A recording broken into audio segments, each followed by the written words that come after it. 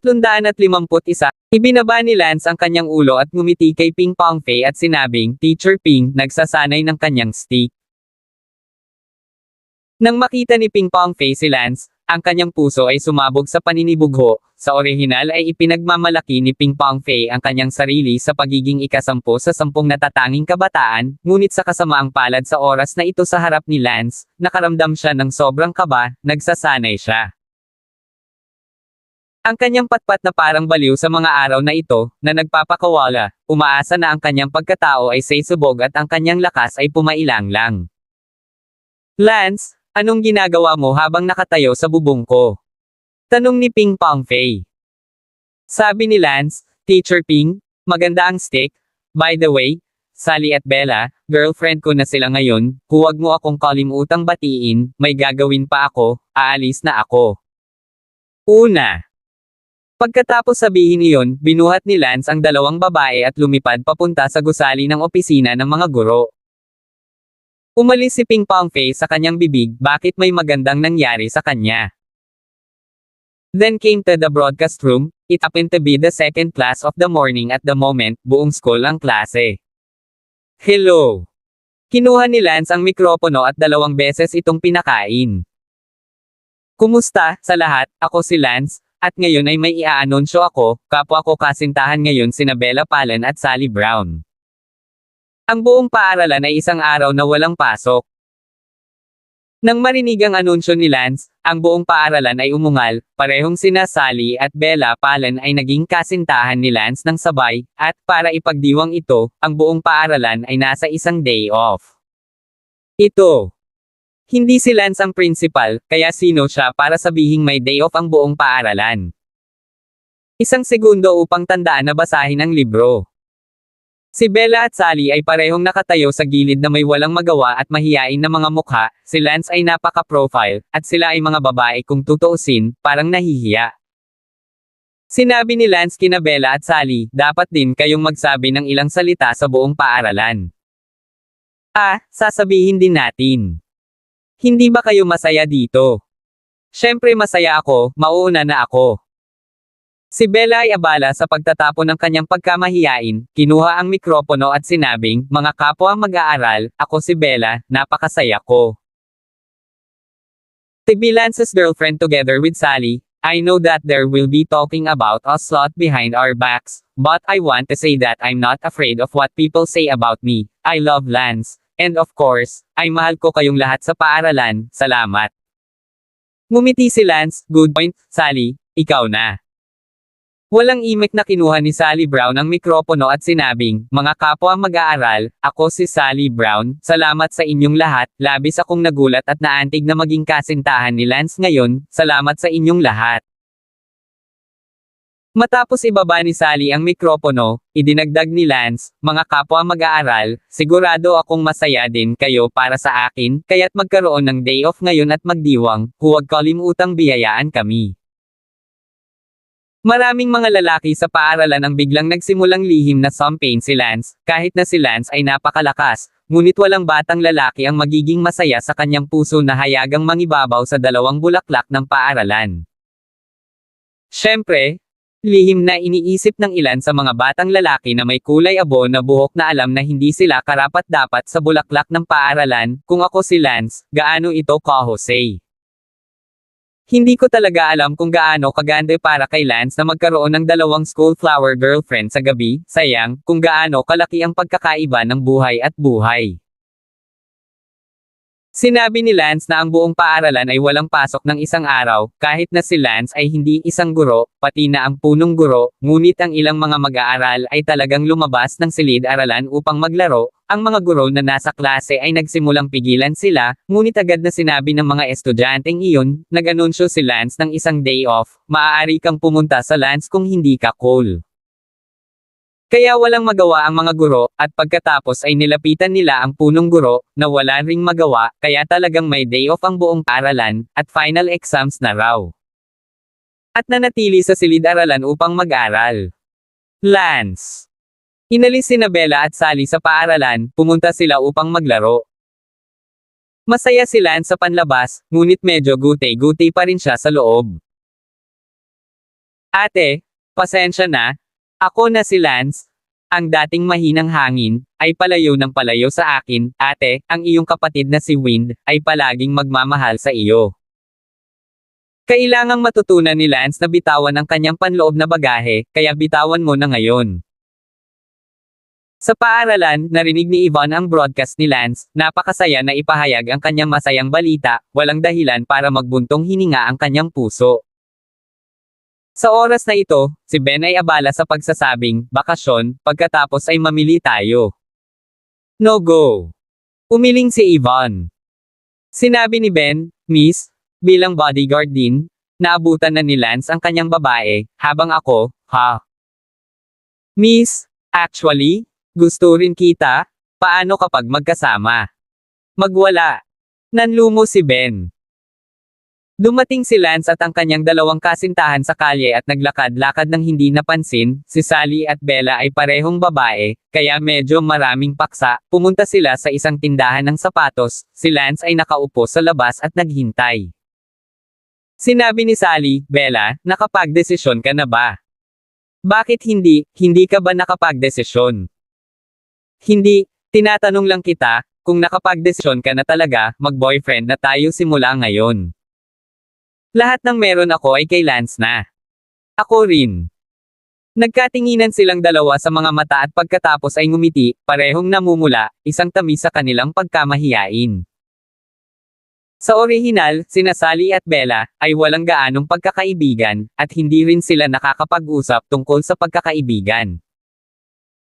Ngunit sa ngayon, tila tinatrato nila ang isa't isa bilang matalik na magkaibigan, at talagang mahirap maunawaan kung ano ang iniisip ng mga tao sa isa't isa.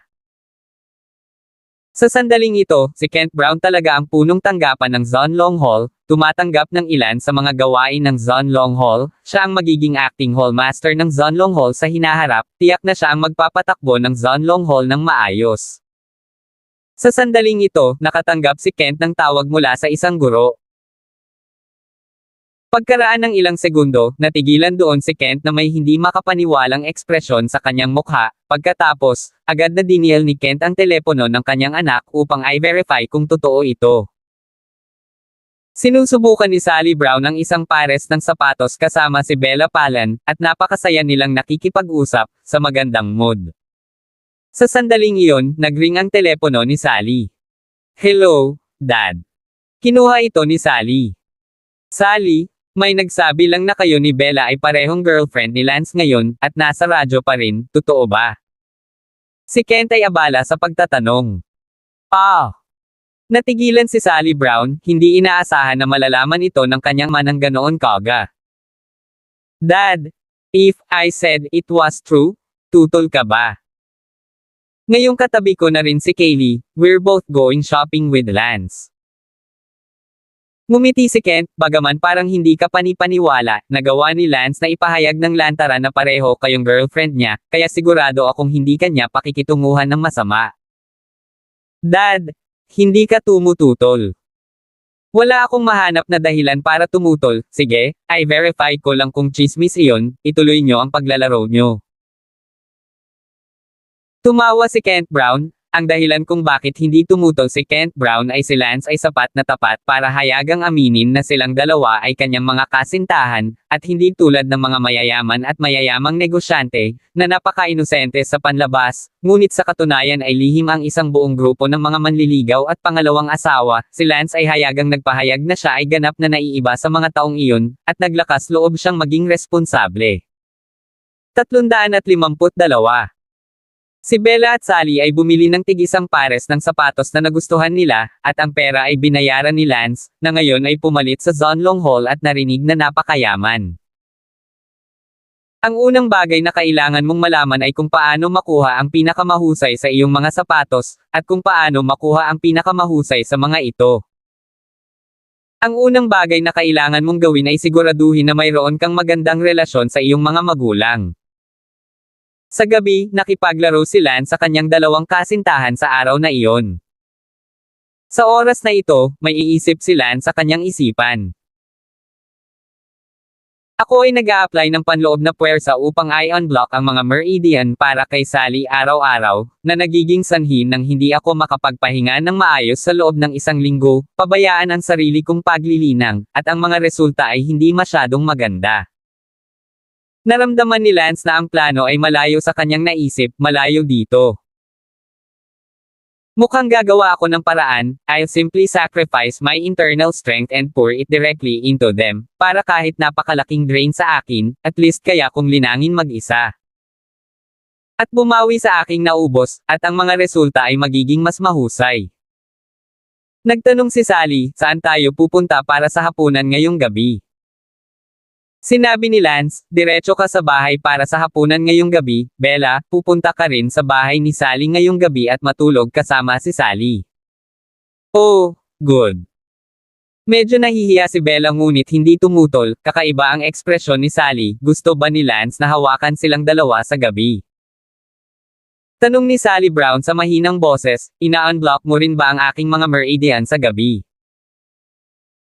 Siyempre itutuloy natin, pero iba, mas direkta at epektibong diskarte ang gagawin ko, at ngayon, kayong dalawa, natatakot ako, hindi na ito maasikaso kung gamitin ang nakaraang diskarte. Anong paraan? Aalamin natin mamayang gabi.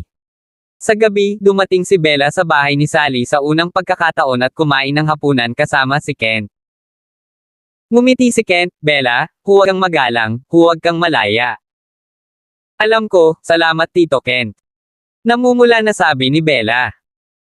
Pagkatapos ng hapunan, sinabi ni Lance, pumunta ka kaagad sa kwarto ko. Parehong tumayo sina Sally Brown at Bella Pallen at naghanda na umakyat. Bumilis ang tibok ng puso ni Kent Brown at napabuntong hininga, hindi naman, sa unang araw pa lang nagsisimula kang magkaayos at nagmamadali ka na. Dalawa sa isang pagkakataon. Si Kent Brown ay abala sa pagtatanong, Lance, kagagaling lang ni Sally mula sa kanyang malamig na karamdaman, kaya sa lalong madaling panahon ang isang iyon, magiging.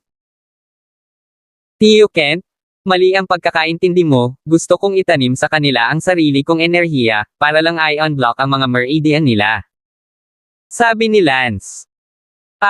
I'm sorry, Lance, I misunderstood. But, you're instilling your own internal energy to them, will this hurt you a lot? Walang itinago si Lance at tumango, ang pinsala sa akin ay tiyak, ngunit ito ang pinakasimple at direktang paraan para maging epektibo. Inalis nila ang bare sa kanilang mga meridian, at magiging doble ang kanilang epekto sa kalahati ng pagsisikap kung sila ay cultivate their internal heart techniques, samantalang ako mismo, makaka-recover ako with enough time. Mabuti. Tumango si Kent nang may pasasalamat. Umakyat si Lance at silang tatlo. Dati, si Lance ay nakakabit sa katawan ni Sally, tinatanggal ang harang sa kanyang mga meridian sa pamagitan ng kanyang mga pores, bagaman ang pamamaraang ito ay hindi makakakain ng panloob na lakas ni Lance, gayunpaman, ang mga resulta ay katamtaman, at sa loob ng isang linggong diretso, si Lance mismo ay walang pagkakataon na magpahinga o magbungkal, sa halip, siya ay nahuhulog. Fall.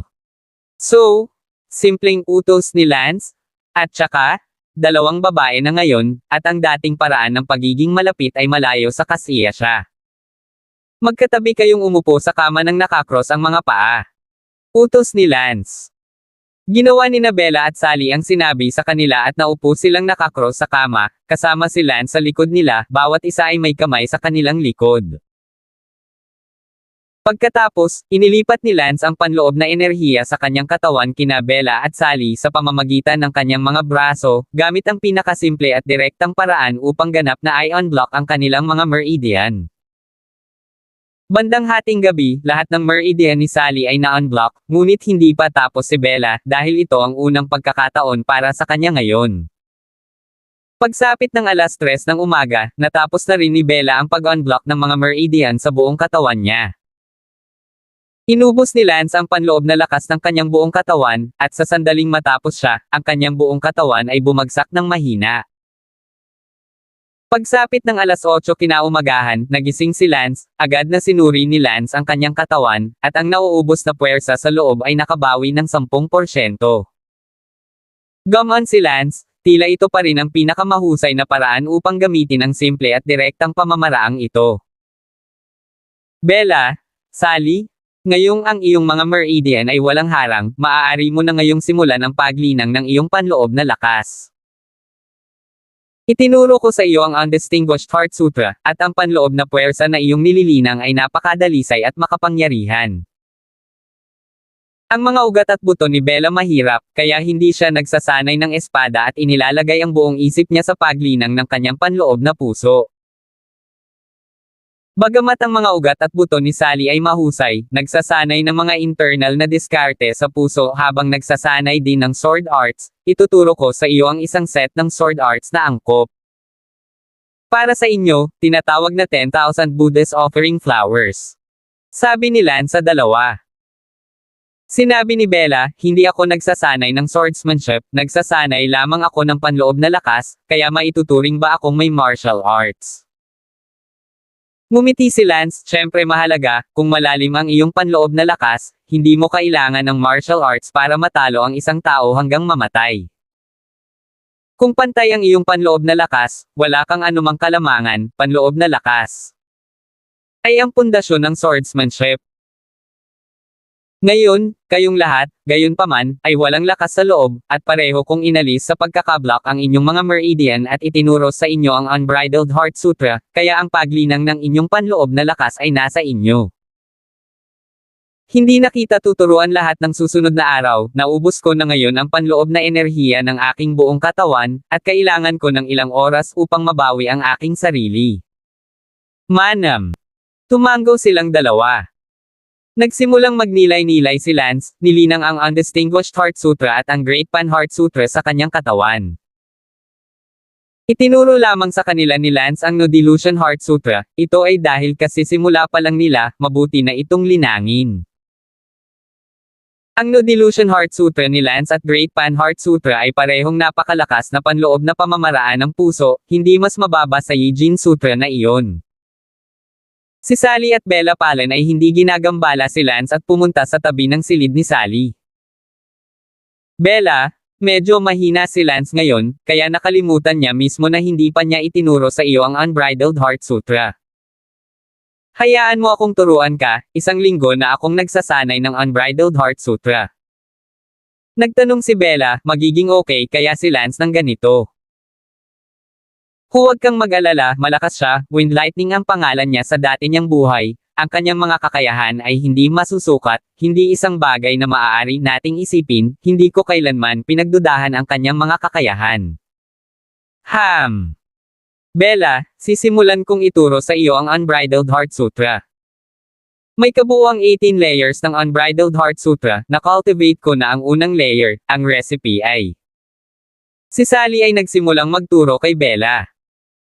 Naisip ni Lance na medyo naubos na siya, at nakalimutan niya mismo na hindi pa niya itinuro kay Bella ang Unbridled Heart Sutra, kaya nagmadali siyang umalis para magsanay.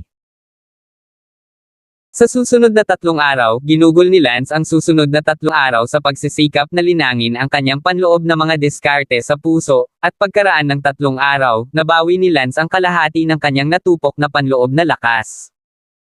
353. Gayunpaman, si Lance ay nasa problema. Nagalit pala si Fang Zhengzhou ng Zhonlong Hall na inalis sa kanya ang kanyang Zhonlong Hall, kaya pumunta siya sa Dongyang County para magdemanda. Ang lungsod ng London sa heograpiya ay nasa ilalim ng pamamahala ng Dongyang County, at sa ilalim ng buong Dongyang County, mayroong humigit kumulang 30 lungsod, at ang lungsod ng London ay isa sa kanila. Mayroong 4 na napakalakas na puwersa sa Dongyang County, at ang isa sa kanila ay tinawag na Qingyang Gate.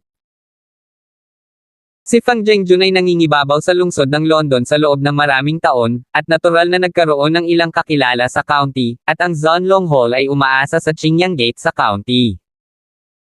Ngayong ang Zhonlong Hall ay kinuha ni Lance, hindi na nagawa ni Fang Zhengzhou. Tawagin muli ang kanyang 2 disipulo mula sa Martial Arts Academy sa maikling panahon, kaya pumunta siya sa county para makipag-ugnayan muna sa Qingyang Gate. Nakita ng tatlong master ng Qingyang Gate na talagang naging anak si Fang Zhengjun sa kanyang pera sa mga nakaraang taon, kaya ipinadala nila ang isa sa kanyang mga disipulo sa London City upang tulungan si Fang Zhengjun na makuhang muli ang Zhonlong Hall. Sa sandaling ito, isang kotse ang nagmaneho papunta sa villa area kung saan matatagpuan ang bahay ni Kent. Ang nasa unahan ay kung saan nakatira si Lance. Sabi ni Fang Zhengjun sa isang binata. Sa harap ng bahay ni Kent, huminto ang sasakyan at lumabas ang binata sa kotse at tumingin sa villa ni Kent. Fang Zhengjun? Wala ka ring sapat na kakayahan, gaano kalakas ang isang taong nakatira sa ganoong kaliit na lugar, ngunit talagang ninakawan ka ng iyong bulwagan, kung hindi dahil sa pagiging mabait mo sa aking Panginoon sa lahat ng mga taon na ito, paano kaya ako ipadala ng aking amo para tulungan ka? Sabi ng kabataang iyon. Oo. Salamat sa Three Gate Masters at gayon din kay Brother Leroy. Kung matutulungan ako ni Brother Leroy na bawiin ang Zhonlong Hall, ako, si Fang Zhengjun, ay lubos na nagpapasalamat.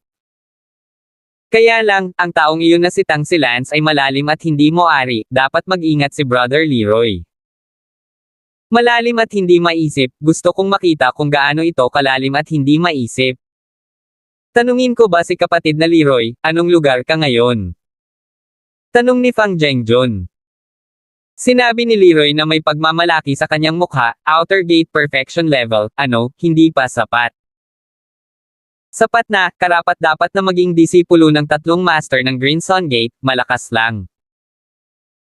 Kalokohan, ang aking master ay isa ng dalubhasa sa antas ng pintuan sa loob, tayo na, pumasok at hanapin si Lance. Sa sandaling ito, si Lance ay nasa bahay, naramdaman ni Lance na may paparating, isang dalubhasa sa antas ng pagiging perpekto sa labas ng pinto.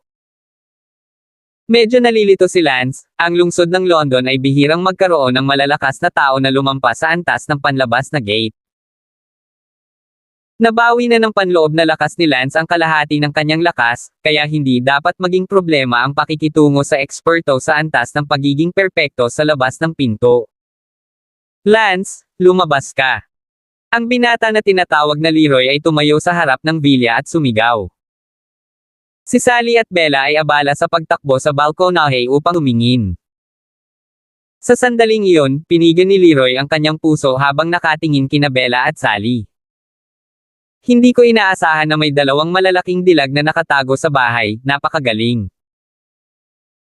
Si Leroy ay agad na naging malabog, ang mga taong nagsasaka ay may magandang katawan, kaya ang aspetong iyon ay yumayabong din, normal na maging malabog sa paningin ng magagandang babae. Lumabas din si Lance sa balkonahe at tumingin sa dalawang taong nakatayo sa ibaba. Itinuro ni Fang Zhengjun si Lance at sinabing, kapatid na Leroy, siya si Lance, bilasan mo at bugbugin mo siya. Ngumuso si Lance, Fang Zhengjun, kaya ikaw, nagdala ka ng isa pang nakababatang kapatid ngayon, hinahanap mo ba ang kamatayan? Hindi ka pa man lang gumagaling sa binti na nabali ko, at napakabilis mong nakalimutan ang sakit. Galit na sinabi ni Fang Zhengjun, Lance, malapit na ang iyong wakas, kilala mo ba kung sino ang senior na ito? Hindi ko alam, at hindi ako interesadong malaman. Napakunot noo si Lance. Yun. Nagalit din si Leroy nang makita niya si Lance na mukhang namumuhi sa kanya. Sinabi ni Fang Zhengjun, Lance, dahil hindi mo alam, maaari kong sabihin sa iyo na siya ay isang disipulo ni Pang Huan, ang ikatlong master ng Qingyang Gate sa Dongyang County, si Brother Leroy ay si Brother Leroy. Ay umabot na sa antas ng pagiging perpekto sa labas ng gate, patay ka ngayon. Nagsalubong ang mga kilay ni Lance, ano ang Dongyang County, hindi naintindihan ni Lance ang geographical na dibisyon ng mundong ito. Oo. Tumingin si Lance kay Leroy at sinabing, Leroy, sa palagay ko hindi ka napakaliit na tao para makapagsanay sa outer gate perfection, ngunit si Nainai ay handang imaneho ng isang tulad ni Fang Zhengjun, nagulat talaga ako. Napaawang ang bibig ni Leroy at nagtanong, sino ang dalawang dilag? Girlfriend ko yon. Haha, hindi ko ine-expect na may ganito kagandang babae sa maliit na London City, not bad, I Leroy quite like it. Nang makita ni Sally at Bella ang mukha ni Leroy, nanginig ang kanilang mga katawan. Nanlamig ang tingin ni Lance at sinabing, Leroy, hinahanap mo ba ang kamatayan? Sige, Lance, putulin mo na ang kalokohan, kukunin ko ang dalawang babaeng ito ngayon. At saka, hindi ako eksaktong pumupunta rito para tulungan si Fang Zhengjun na bawiin ang Zhonlong Hall, ngunit para hikayatin kang sumuko sa aking Panginoon. Hindi mahalaga sa amin kung sino sa inyo ang may kontrol sa Zhonlong Hall. Kung handa kayong sumuko sa aking Panginoon, hindi ko hinihiling, kung ayaw ninyo, ako tutulungan si Fang Zhengjun na bawiin ang Zhonlong Hall. Lance, naririnig mo ba ako? Leroy, magbibilang ako ng 3, at kung hindi ka aalis, huwag mo akong sisihin sa pagiging bastos ko sa iyo. Sabi ni Lance, hindi binanggit ang isang salita tungkol sa pagsuko na ikinainis ni Leroy. 1, 2, 3. Si Leroy ay hindi lumayo, sa halip ay hindi siya nagbalak pang tingnan si Lance at ibinalik ang kanyang tingin kina Sally at Bella, ang kanyang dila ay dumidilaan pa rin sa kanyang mga labi. Sa mundong ito, maraming babae, ngunit ang mga tunay na kagandahan ay itinuturing nakakaunti kumpara sa napakalaking base ng mga kababaihan, ngunit ngayong nakakita siya ng dalawang dilag sa lugar na ito, naramdaman ni Leroy na hindi ito isang pag-aaksaya ng isang paglalakbay, at sa loob-loob niya ay itinuturing na sina Bella at Sally ay sa kanyang bag. Kung tutuusin, sa napakaliit na lungsod, imposibleng may makakalaban sa kanya. Agad na tumalon si Lance mula sa gusali at dumiretso sa Leroy. Baliwalain ang sarili mong lakas. Ungol ni Leroy at binato si Lance ng napakalakas na suntok. Ang katawan ni Lance ay kumikislap at direktang nakarating sa harap ni Leroy, na naramdamang lumabo ang kanyang mga mata.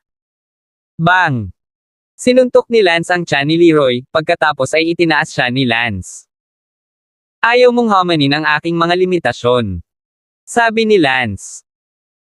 Tumulo ang malamig na pawis sa noo ni Leroy habang nanginginig at sinabing, ikaw talaga ay isang dalubhasa sa panloob na antas ng pinto, paano ito posible sa maliit na lungsod na ito?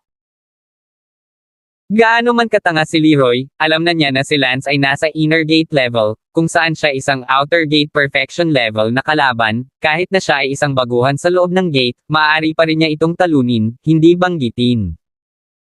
Hindi pa niya naaabot ang outer gate perfection. Sa oras na ito, si Fang Zhengjun, na nasa gilid, ay nanginginig sa takot, iniisip kung mali ba ang narinig niya, at sinabing may kaba, inner door. Si Lance ay nasa inner class. Nanginginig din si Leroy, wala siya sa harap ng isang dalubhasa sa antas ng panloob na pinto, hindi inaasahan na ang lungsod ng London ay magkakaroon talaga ng eksperto sa antas ng panloob na pinto. Itinapon ni Lance si Leroy at sinabing walang pakialam, maligaw ka. Inihagis ni Leroy si Fang Zhengjun, hinayla ang kanyang mga paa palabas at tumakbo, anong kagandahan ang walang pakialam, mabilis siyang tumakas at pinuntahan ang kanyang amo, ayaw sumuko ni Lance sa kanyang Panginoon, at siya ay nasa loob pa rin. Eksperto sa sekta, mas mabuting hayaan ang kanyang Panginoon na gumawa ng pinal na desisyon sa bagay na ito. 354. Fang Zhengjun, ano iyon Green Sun Gate?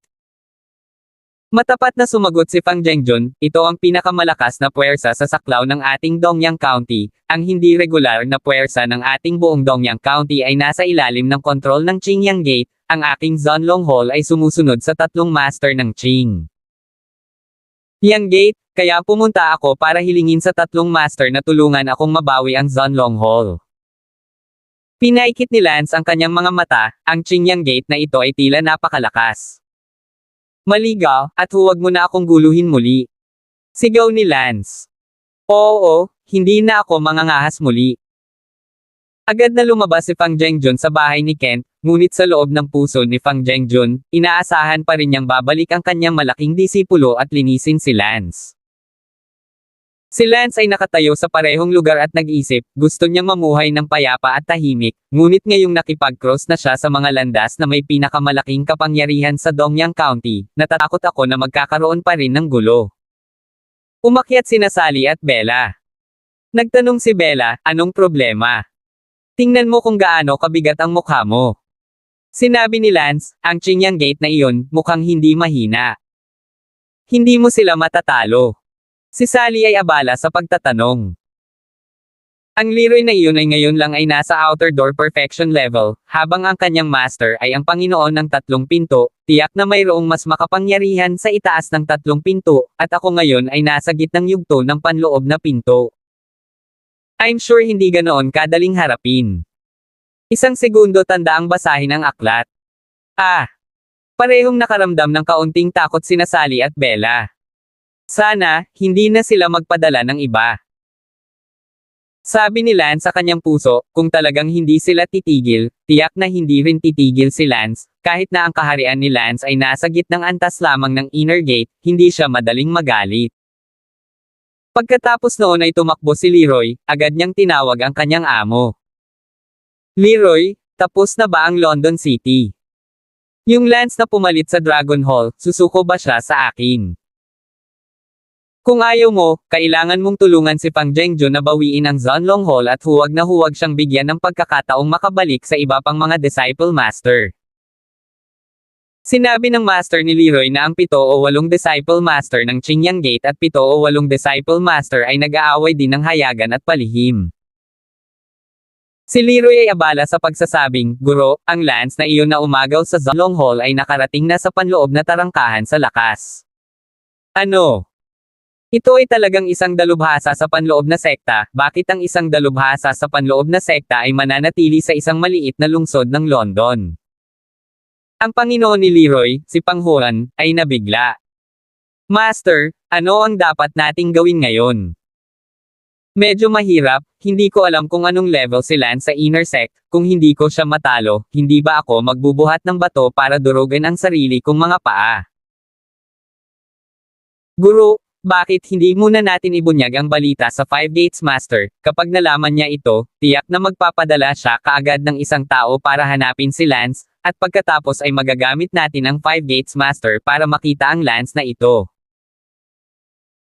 Kung talagang napasuko ng Five Gates Master si Lance, maaari kang gumawa ng isa pang hakbang upang tulungan si Pang Zhengjun na bawiin ang Zhanlong Hall, sa pangalan lamang, at ang Five Gates Master ay hindi makapagsalita ng anuman. Sige, gawin na natin.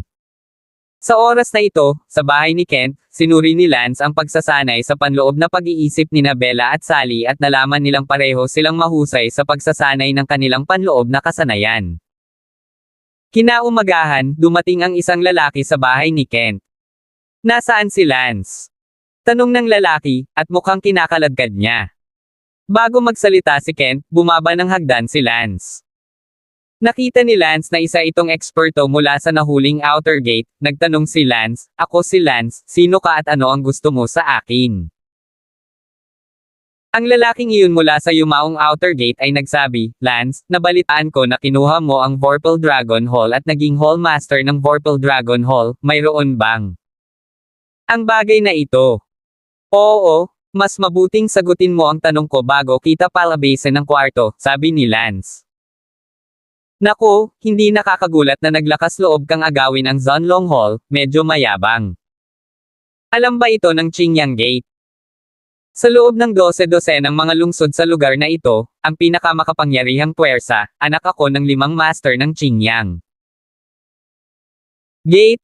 Hinanap kita ngayon, hindi kita pinipigilan na maging pinuno ng Zhanlong Hall, wala kaming pakialam kung sino ang pinuno ng hall, ang mahalaga sa amin ay kung kanino ito kabilang. Tumawa si Lance, so ito na naman ang Green Sun Gate, kung sino ang kinuha ko, magsalita ka, kanino mo ako gustong mapabilang muli? Again. Nilapitan ka na ba ng mga pinadala ng ibang gatekeepers bukod sa akin? Cut the crap. Okay, Lance, isa lang ang itatanong ko sa iyo ngayon, handa ka bang kunin ang Zhanlong Hall at bumalik sa aking ama, ang Five Gates ng Qingyang Gate, Liu Yuan? Ngumuso si Lance, hindi interesado. Natigilan ang lalaki, pagkatapos ay tumawa, Lance, bago tumanggi, mas mabuting malanawan mo ang iyong sitwasyon, ang hindi regular na puwersa ng buong Dongyang County ay nasa ilalim ng utos ng Qingyang Gate, kahit na hindi ka sumuko sa aking ama, kailangan mo pa ring magpasakop sa alinman sa mga may-ari ng gate ng Qingyang Gate, kung hindi, ang Qingyang Gate ay hindi papayag na magkaroon ng Zhangyong Hall. Naiintindihan mo ba? Isumite sa aking ama, ito ang iyong pinakamatalinong pagpipilian, huwag mo akong pilitin na gumamit ng dahas. Gumalaw ang figure ni Lance. Bang! Sinuntok ni Lance ang lalaking iyon sa mukha. Nahulog ang lalaking iyon sa paanan ni Lance. Hindi kita pipilitin na gumamit ng dahas, dahil wala kang kakayahang gawin iyon. Ah, ikaw. Gulat na tumingin ang lalaki kay Lance. Tinapakan ni Lance ang lalaki at tinanong, anong antas ang kaharian ng iyong ama? Sabihin mo sa akin ang totoo o tatapakan kita.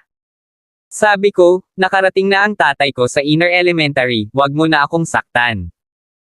Tumibok ang puso ni Lance, tanging ang inner elementary. Masyadong masama ang junior level sa mga kamay ni Lance, ngunit ang intermediate na si Lance ay maaari ding mag-spike nito.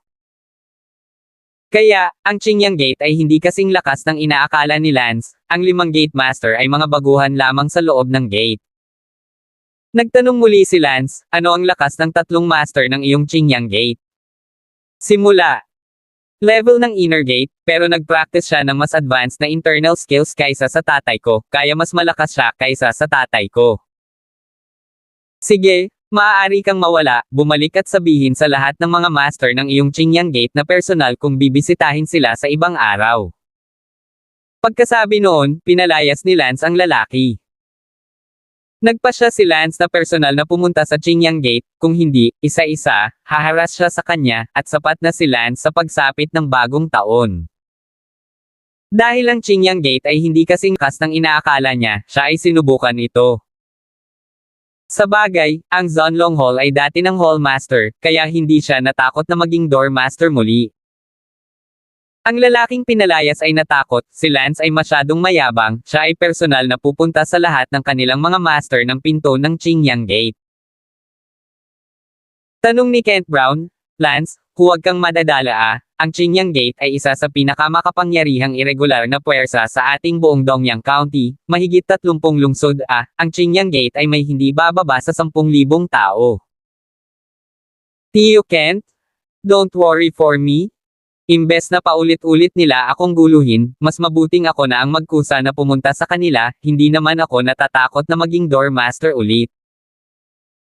Ngunit, ang Qingyang Gate ay ang pinakamakapangyarihang puwersa sa mahigit 30 lungsod, at ang ating lungsod ng London ay isa lamang sa kanila. Sabi ni Kent na nanginginig ang puso. Oh, so what? Ngumiti si Lance at kontento na siya. 355. Kinaumagahan, sumakay si Lance sa isang eroplano papuntang Dongyang County. Sa Qingyang Gate sa Dongyang County, 8 Gate Masters ang nakaupo sa main hall at tinatalakay ang isang bagay. Mga Ginoo, napatawag kayo ngayon dahil sa nangyari sa ilalim ng pinto na ikinainis ko. Sabi ng isang Door Master na mukhang pinakamalakas. Ang 8 Gate Master ay napalingon lahat sa Gate Master na nagsalita. Sinabi ng Grand Gate Master, 5th Gate Master, ikaw ang unang nakaalam nito, kaya dapat ikaw ang magsabi nito. Oo, Grand Gate Master. Ang 5th Gate Master na iyon ay tumayo at sinabi sa iba pang 7 Gate Master, mga Ginoo, sa ilalim ng hindi regular na teritoryo ng kapangyarihan ng ating Green Sun Gate, London City, mayroong isang lalaking nagngangalang Lance na Song-Akop. Ang Zhonlong Hall. Noong nakaraan, ang Vorpal Dragon Hall na ito ay nasa ilalim ng jurisdiction ng 3 Grandmaster, ngunit pagkatapos itong agawin ni Lance, ipinadala namin ng 3 Grandmaster ang aming mga tauhan upang hanapin si Lance, umaasa na babalik si Lance sa amin. Ngunit nagulat ako, na si Lance ay isang dalubhasa sa loob ng sekta at napaka-arrogant, at sinabi sa anak na pinadala ko upang hanapin siya na siya ay personal na pupunta upang bisitahin kaming lahat ng mga sect master sa ibang araw. Paano kabalbalan? So damn arrogant, thinking he's an inner sect level. Ngayon, ipinatawag namin ang lahat ng Gate Masters dito upang pag-usapan ang bagay na ito, anong mga hakbang ang dapat gawin laban sa taong ito, si Lance, upang mapanatili ang reputasyon ng ating Green Sun Gate. Gate Master, iminumungkahi ko na pumunta tayo sa London City at putulin itong Lance. Sabi ng 3rd Gate Master. Kung ganoon, sino ang dapat ipadala doon? Unang website Conshuwalo. Net. Maya-maya lang, isang boses ang nagmula sa bubong, hindi na kailangang magpadala, nandito na ako. Dumating si Lance sa Qingyang Gate, 2 oras ang layo sakay ng eroplano. Ang bubong na ito ay isang glazed na tile na bubong, isang anti-gong gusali, kaya tumayo si Lance sa bubong at nagsalita, at narinig siya kaagad ng mga tao sa bahay. Lumipad kaagad si Lance pagkarating sa Qingyang Gate at tumayo sa isang rooftop, hindi inaasahan na ang 8 gate masters ay nagkikita sa pangunahing bulwagan sa ibaba ng bahay na ito. Sino? Sino ang nagsasalita sa bubong? Tumayo ang 8 doormasters, at wala ni isa sa kanila ang talagang naramdamang may tao sa bubong, at ngayong bigla na lang nilang narinig na may nag-uusap sa bubong, nakaramdam ng awkward ang lahat. Ako ito, Lance. Sabi ni Lance. Pagkatapos, 8 gate masters din ang biglang lumipad sa bubong at pinalibutan si Lance sa bubong. Ikaw ba si Lance na taga London City? Tama, ako nga. Tumango si Lance at tiningnan ang 8 tao sa harap niya, 6 sa kanila ang nasa unang bahagi ng inner gate, at 2 lang sa kanila ang nasa gitnang antas ng inner gate. Saglit na umiling si Lance, iniisip na ang Green Sun Gate ay isang makapangyarihang gang, ngunit ito pala ay isang rabble na medyo mas advanced kaysa sa Zhonlong Hall. Lance, maglakas loob ka pa ring magkusa. Sabi ng isa sa mga gate master. Nagpunta ako dito para lang makita ka, at nakaramdam ako ng sobrang pagkadismaya, hindi ko inaasahan na ang pinakamalaking irregular na puwersa sa buong Dongyang County ay magiging napakahina. Si Lance ay mukhang nakatingin sa ibaba sa iyo. Lance, paano mo nalaman na kami ay mahina at mahina?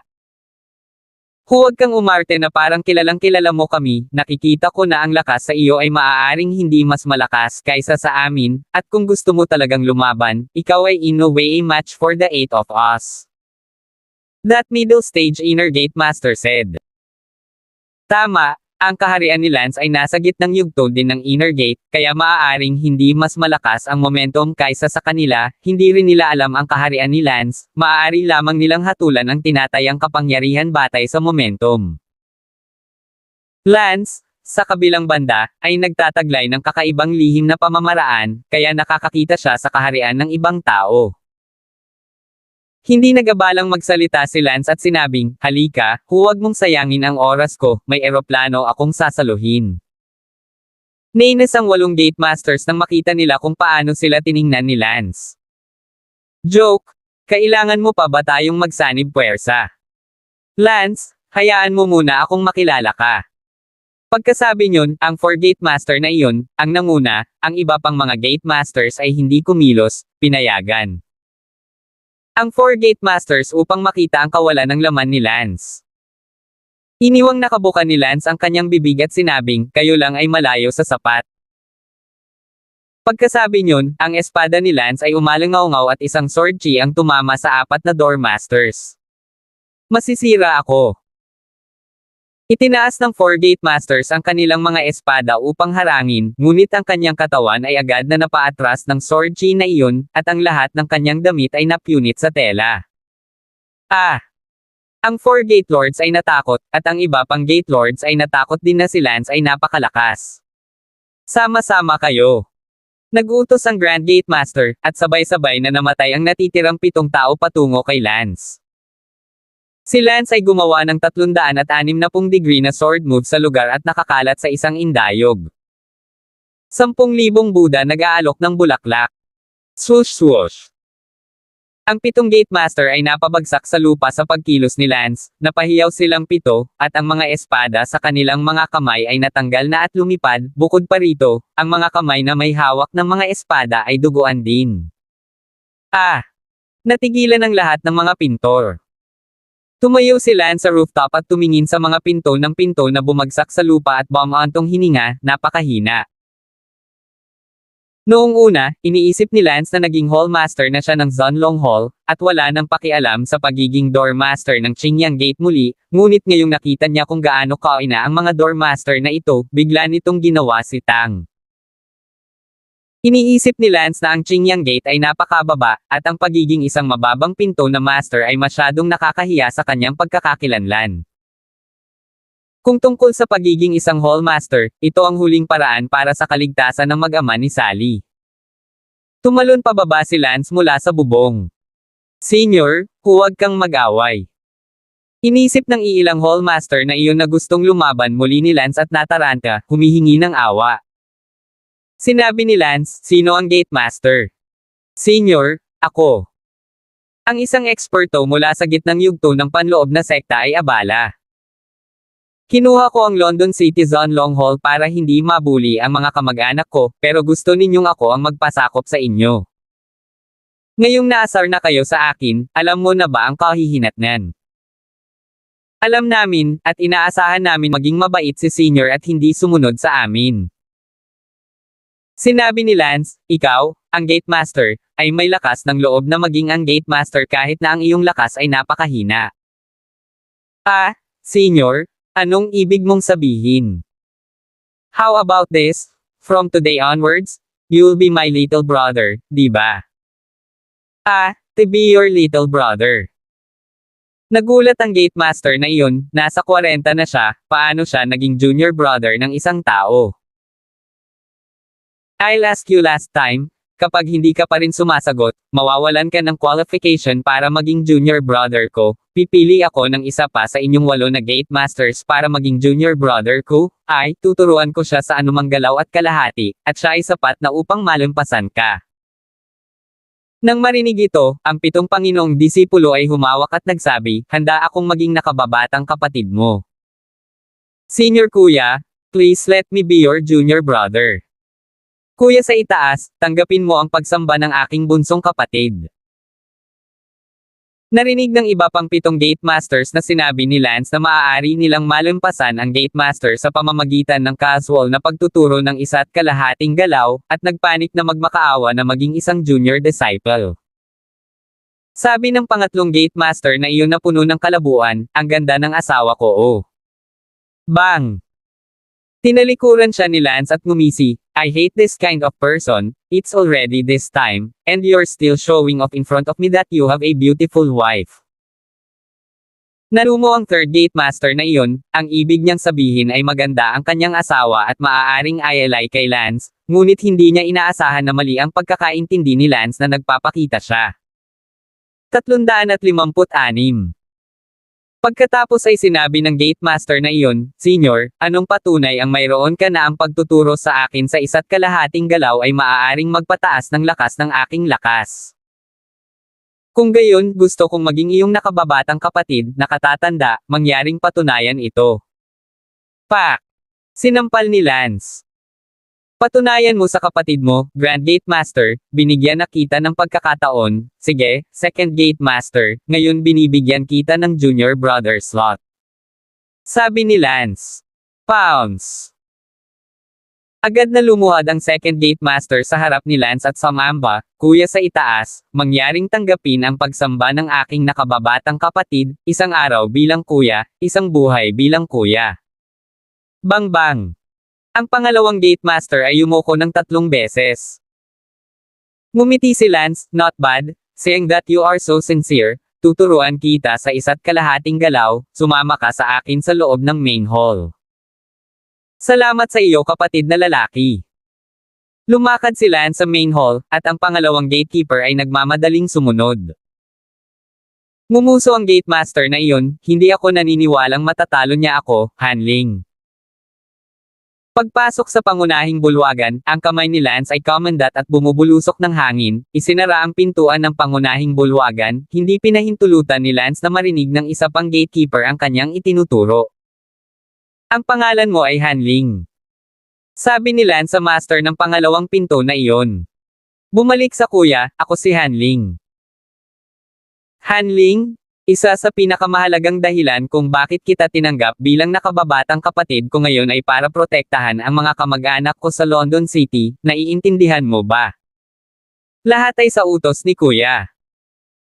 Good, then I'll start instruction you in martial arts now and tuturuan kita ng ilang moves.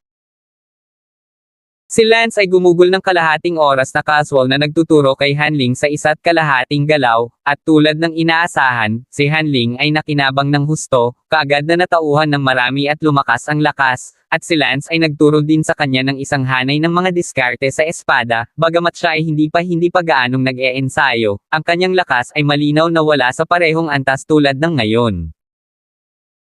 Dagdag pa rito, si Lance ay nagbigay din ng ilang mga insight tungkol sa martial realm, at pagkatapos marinig ang mga insight ni Lance, naramdaman ni Hanling na parang ang mundo na siya ay nababagabag sa loob ng maraming taon ay biglang natauhan at malapit nang makapasok sa huli na inner gate. At sa sandaling ito, sa labas ng pangunahing bulwagan. Bumantong hininga ang gate master na iyon, mga Ginoo, huwag kayong mag-alala, hindi ako naniniwala na ang isang bata, si Lance, ay talagang gumagabay ng ilang hakbang upang mahigitin ako ni Hanling sa lakas. Tataya ako kapag dumating si Hanling. Out later, hindi ko pa rin siya kalaban. Sana nga, kapag lumabas na sila, ikaw, Demon Master, itumba mo si Hanling sa harap mismo ni Lance at tingnan kung malakas loob pa rin si Lance na magsalita. Tama, basagin mo si Hanling sa harap niya. Hindi nagtagal, bumukas ang gate ng main hall at lumabas sina Lance at Hanling. Sinabi ni Lance sa Grand Gate Master, pinalampas mo ang pagkakataon na maging aking junior na kapatid ngayon dahil hindi mo kayang bitawan ang iyong dignidad, kaya huwag palampasin kapag nakakuha ka ng isa pang pagkakataong tulad nito sa hinaharap. Sige, mula ngayon, si Hanling ang pangunahing Gate Master ng Green Sun Gate, at kayong lahat, ang mga Deputy Gate Masters. Bumantong hininga ang Grand Gate Master, Lance, sinusubukan mo bang ipaglaban ang posisyon ni Hanling bilang Gate Master? Ngumuso si Lance, ngayon, sapat na si Hanling para patayin ka sa ilang segundo, kailangan mo pa ba akong tulungan siya? Hanling, bigyan mo sila ng kaunting kulay. Oo, kapatid. Tumango si Hanling at sinabi sa Gate Master at sa iba pang 6 na Gate Master, kayong 7, magsama-sama kayo. Ano ba? Kalahating oras pa lang na nagtuturo sa'yo at ang yabang mo na. Napatalon sa galit ang Gate Master. Alam na alam ni Hanling na ang Gate Master ay hindi nakatugma para sa kanya ngayon, si Hanling ay umiling-iling sa Gate Master at sinabing, Gate Master, masyado kang gulay. Screw mo, Hanling? Pagkatapos ay titignan ko kung talagang nalampasan mo ako ng ganoon kabilis. Swoosh! Lumipad ang Grand Gate Master na may dalang kutsilyo. Alam na alam ni Hanling ang saber routine ng Gate Master, at ngayon ay nakita niya ang Gate Master na lumilipad pataas na may sword strike. Swoosh! Swoosh! Sa ikatlong hakbang, sinaksak ni Hanling ang kilikili ng Demon Master gamit ang kanyang espada. Bang! Sinipa ni Hanling ang Great Gate Master palayo. Ang natitira sa 6 na maagang Inner Gate Masters ay hindi makapaniwalang tumingin kay Lance nang makita nila na ang Second Gate Master ay talagang natalo ang Gate Master sa 3 galaw. Noon lang, tumawa si Hanling, nakapasok na ako sa huli na Inner Gate, oh my god, nakapasok talaga ako sa late Inner Gate, Sinipa pa lang ni Hanling ang Grand Gate Master palayo, at parang may napagtanto siya, kaya ang gitnang yugto ng Inner Gate na sumakit sa kanya sa loob ng maraming taon ay bumagsak hanggang sa huling yugto ng Inner Gate sa isang iglap. What? He's broken through to the late Inner Gate. How is that possible? Nagulat na gumapang ang Gate Master na iyon. Nang matapos na maging masaya si Hanling, lumuhad siya sa harap ni Zeman Yu, yumuko pa ng 3 beses, at sinabing, salamat kuya sa iyong paggabay, hinding-hindi ito malilimutan ni Hanling. Kung hindi dahil sa patnubay ni kuya, hindi sana ako masyadong umunlad ngayon, hindi ko na matututunan ang ganoong kalalim na hanay ng mga kasanayan sa espada, at hindi ako makakalusot sa huli na Inner Gate, maraming salamat kuya, ang kabaitan ni kuya, hinding-hindi ito malilimutan ni Hanling. Ang Grand Gate Master ay abala sa pagtatanong, Hanling, bigla kang nagbago, siya ba talaga ang gumabay sa iyo? Kalokohan, wala akong oras para makipag-usap sa isang mahinang tulad mo ngayon, kailangan ko pa ring magpasalamat kay kuya sa kanyang kabaitan. Bulyo ni Hanling sa Gate Master. Yu. Ang mukha ng gatekeeper ay naging kulay ng atay ng baboy, at talagang tinawag niya itong mahina. Sinabi ni Lance, sige, Hanling, huwag kang magpasalamat sa akin ng walang katapusan, ginabayan kita, ngunit napakababaw lang. Sa hinaharap kapag naging master ka ng Green Sun Gate, huwag kalimutan ang aking mga tagubilin. Oo, kapatid, ang iyong mga kamag-anak ay aking mga kamag-anak.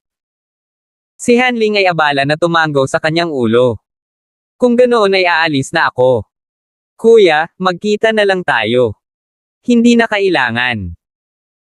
Naglakad si Lance patungo sa gate, at nang dumaan siya sa gate master, ang gate master na iyon ay abala sa pagluhod at sumisigaw, Kuya, mangyaring kunin ang tuhod ko. Ngumiti si Lance, gate master, hindi, minsan naging gate master, sa buhay na ito, hindi laging may mga pagkakataon, kung nami-miss mo sila, wala na sila, sorry, hindi na ako nagkukulang sa mga maliliit na kapatid, ikaw, matutulungan ko si Hanling, ang pangunahing pinuno ng gate. Siyempre, hindi ko na kailangang magsabi pa, tutal, mahina ka na sa paningin ni Hanling. Lumabas si Lance sa pinto. Nang makita ng punong-punong gate ang lakas ni Hanling, hinampas niya ang kanyang dibdib at pinagsisihan ang kanyang lakas ng loob. Bago marating ni Lance ang gate, isang malakas na lalaki ang tumalon mula sa labas ng bubong. Lance, please stay. Sigaw ng malakas na lalaking lumipad. Nagsalubong ang mga kilay ni Lance, ngunit may pumipigil talaga sa kanya. Lance, tumigil ka. Hamarang ang lalaking iyon sa harap ni Lance. Tumingin si Lance sa kakaibang lalaki sa kanyang harapan na pumihil sa kanya, ang kanyang lakas ay ang outer gate great perfection. Sino ka, kamahalan? Isang malaking pagtatapos sa labas, talagang nangangahas akong pigilan. Walang pakialam na sabi ni Lance. Lance, ang ginawa mo sa Dongyang County ay alam na ng County Lord, hindi mo ba gustong mag-iwan ng isang bagay? 357. Muling sinabi ni Lance, sino ang iyong kamahalan, huwag mo akong itanong ng 2 beses. Ako ang katulong ng County Lord, Lance, binigyan ka ng pansin ng County Lord. Sino ang Your Excellency the County Mistress? Kilala ko ba ito? Ngumuso si Lance. Sheriff Lord ang pinakamalaking opisyal ng magulang sa Dongyang County, kahit na ang mayor ng iyong London City ay underling lang ni Sheriff Lord, Lance, huwag kang magkunwaring ignorante, gusto kang makita ni Sheriff Lord, sumama ka sa akin sa ang tirahan ni Sheriff Lord ngayon. Hindi ako libre. Lance, ayaw mong paghaluin ito, ang lakas ng loob mong maging bastos kahit sa county mistress. Sa sandaling iyon, tumakbo si Hanling at abala sa pagpigil sa bastos na pag-uugali ni Lance. Kuya, hindi dapat masaktan ang county mistress. Bakit? Napakahusay ba ni Sheriff Sama sa martial arts? Tanong ni Lance, sa mga mata ni Lance, ang Panginoon ng county ay parang alkalde, isang opisyal, anong uri ng martial power ang mayroon ang ganitong uri ng opisyal, paano maaari bang bisitahin ni Lance ang mga opisyal na ito? Ang nakakatakot sa Lord County ay hindi martial prowess, ngunit isang malakas na background ng pamilya. Ang pagiging isang nangungunang opisyal ng isang county ay imposible nang walang malakas na background, kahit na ang Lord County mismo ay mahina, siya ay kumakatawan sa mga interes ng isang pamilya. Ang masaktan ng Lord County, ay ang masaktan ang pamilya sa likod niya. Tila naintindihan ni Lance na dati, si Elsa ay tila mula rin sa isang malaking pamilya, at si Kent ay dating door-to-door son-in-law sa isang partikular na malaking pamilya. Bilang karagdagan, ang orihinal na Lance na iyon ay isa ring outcast na anak ng isang malaking pamilya. Sa mundong ito, tila marami sa mga makapangyarihang pamilyang ito. Isang segundo upang tandaan na basahin ang libro. Gayunpaman, hindi pa rin binibigyang pansin ni Lance ang partikular na county lord na iyon. Paumanhin, hindi ako malaya, ngunit kung gusto akong makita ng County Lord, pumunta ka sa London City para hanapin ako. Pagkasabi noon, lumakad si Lance. Galit na sinabi ng aide ng sheriff, Lance, maglakas loob kang huwag igalang ang sheriff, maghintay ka. Pumunta si Lance sa airport at sumakay ng eroplano papuntang London City at umalis. Sa tirahan ng sheriff. Isang lalaki na mga 50 taong gulang ang nagtanong, nandito ba si Lance? Umiling ang assistant at sinabing, Lord Sheriff, hindi dumating si Lance. Nagsalubong ang mga kilay ng sheriff at nagtanong, hindi mo ba sinabi sa kanya na niyaya ko siyang pumunta? Aking Panginoon ng County, nasabi ko na, ngunit mukhang wala ka sa paningin ni Lance. Sinabi niya na kung gusto mo siyang hanapin, maaari kang pumunta sa London City. Nagsalubong ang mga kilay ng County Lord, siya ang Panginoon ng isang county, katumbas ng gobernador ng isang probinsya, at si Lance, isang martial artist, ay napakawalang hiya sa kanya bilang isang County Lord. Aking Panginoon ng County, si Lance ay napakawalang galang sa iyo, ngunit siya ay napakalakas na natalo niya kahit ang 8 master ng Qingyang Gate, walang sino man dito ang makakapantay sa kanya maliban kung, iulat mo ang sitwasyon sa pamilya. At ipapadala sa pamilya ang mga eksperto para harapin si Lance, para matuto si Lance ng leksyon at makita kung maglalakas loob pa rin siyang tretuhin ka ng walang galang sa hinaharap. Ipinikit ng sheriff ang kanyang mga mata, bagamat ang kawalang galang ni Lance ay nagpagalit sa kanya. Gayunpaman, naunawaan din niya na si Lance ay nagtataglay ng lakas ng inner class at hindi siya kapantay na martial artist, wala siyang magagawa tungkol dito kahit na siya ay isang magulang. Opisyal. Sheriff, gusto mo bang mag-apply sa pamilya para magpadala ng expert? Napakabata pa ni Lance at kayang abutin ang ganitong uri ng lakas, ang kanyang mga tagumpay sa hinaharap ay walang hangganan. Inimbitahan ko siya dito sa orihinal upang kausapin siya at alamin kung saan siya nanggaling, kung siya ay nanggaling sa ilalim, pagkatapos ay iuulat ko ang sitwasyon. Sa pamilya at tingnan kung maaari tayong pumili ng anak na mapapangasawa na ikakasal kay Lance, upang si Lance ay maging door-to-door son-in-law ng aming pamilya at magdagdag din ng talento sa pamilya sa kasamaang palad. Si Lance ay coming, kaya tayo mismo ang pumunta sa London City. Bumalik si Lance sa lungsod ng London.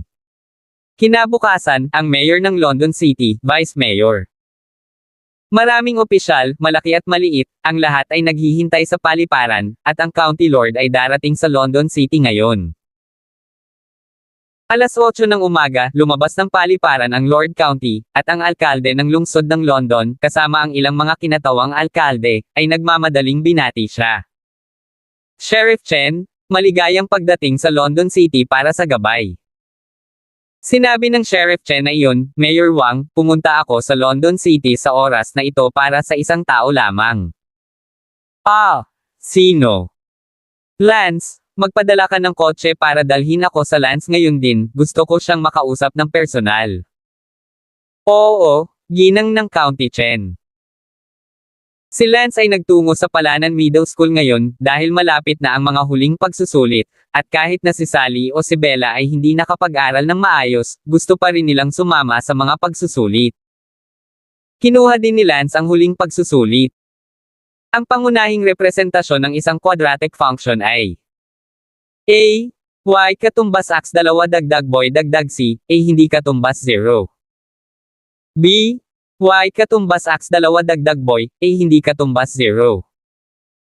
C, y katumbas x 2 dagdag c, a hindi katumbas 0. Hinawakan ni Lance ang kanyang ulo.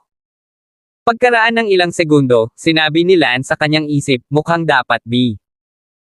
Okay, pagkatapos ay piliin ang B. Pinunan ni Lance ang B, at pagkatapos ay nagpatuloy sa susunod na tanong. Mabilis na natapos ni Lance ang lahat ng multiple choice na tanong, pinupunan ang mga blanco at kung ano pa ang gusto niyang gawin, kaya si Lance ang unang nagbigay ng papel. Pagkatapos ibigay ang mga papeles, lumabas si Lance sa silid-aralan at nakita si Yuan Liao at ang iba pa na nakaupo sa damuhan sa harap ng gusali ng paaralan na nakakakuha ng mga buto ng melon. Sinabi ni Lance sa kanyang puso, hindi ko inaasahan na may sinumang maaaring mag-abot ng mga papel ng mas mabilis kaysa sa akin. Sa sandaling ito, dumating ang principal upang hanapin si Lance. Lance! Headmaster, ano ang hinahanap mo sa akin? Lance, may malalaking tao dito para makita ka. Ako ang malaking tao ng lungsod ng London, may iba pa bang malaking tao maliban sa akin? Tanong ni Lance. Ang Panginoon ng Sheriff ang pumunta sa iyo. Natigilan si Lance, pumunta siya sa Dongyang County kahapon, ipinadala ng Panginoon ng County na iyon ang kanyang katulong para hanapin siya, hindi pinansin ni Lance, hindi niya inaasahan na pupunta siya sa London City para maghanap. Para sa kanya ngayon kusa. Sinabi ni Lance, sige, Dahil ang Panginoon ng county na ito ay napakatapat, kung gayon papayag akong makipagkita sa kanya, gusto kong makita kung ano ang magagawa niya para mahanap ako. Nasa opisina ko, dali. Mabilis na dumating si Lance sa opisina ng punong guro. Sa ngayon, sa labas ng opisina ng punong guro, nakatayo sa bus ang alkalde ng lungsod ng London, ang deputy mayor, at iba pang malalaking opisyal. Nang makita ng alkalde at ng iba pa si Lance na paparating, tumango sila kay Tang si Lance. Kahit na si Lance ay hindi isang opisyal, siya ay isang mataas na martial artist, kaya kahit na ang alkalde ay kailangang magbigay ng ilang mukha. Sabi ng alkalde, Lance, hinihintay ka na ng sheriff sa loob, pumasok ka kaagad. Pumasok si Lance sa opisina at biglang nakita ang isang matandang lalaki na mga 50 taong gulang. Ikaw si Lance. Napangiti ang matanda nang makita niya si Lance. Oo, ako nga. Sheriff, ano ang ginagawa mo sa aking paaralan kung hindi ka naging opisyal ng magulang mo sa Dongyang County? Sa pagitan natin, mukhang hindi tayo magkaparehas ng wika. Siyempre, kung gusto mo maging isang uri ng opisyal dahil magaling ako sa martial arts, hindi iyon kailangan, ang interes ko ay wala sa opisyal. Diretso sa punto si Lance at sinabi. Lance, halika, maupo ka at uminom ng tsaa, mag-usap tayo. Habang nakaupo si Lance, isinara ng sheriff ang pinto ng opisina at inutusan ang alkalde at ang iba pa sa koridor sa labas, bumaba ka. Yes, sheriff. Umalis na ang alkalde at iba pang hindi kaugnay na tauhan. 358.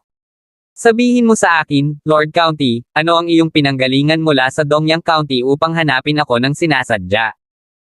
Tanong ni Lance. Ngumiti ang Sheriff Lord, Lance, hindi ako naniniwalang 18 ka lang, ngunit ngayong nakita ng personal, kailangan kong maniwala. Bakit mo hinaila ang edad ko sa ganito? Lance, mas mabuting magpakilala muna ako, ang pangalan ko ay Chen Rod, ako ay mula sa pamilyang Chen sa Binjo. Hindi rin masama ang lakas ng pamilya kong Chen sa imperyo. Sige, huwag ka masyadong magsalita, just get to the point. Oh, sige. Diretso na ako sa punto. Lance, 18 taong gulang ka pa lang at naaabot mo na ang inner gate level, siguradong henyo ka.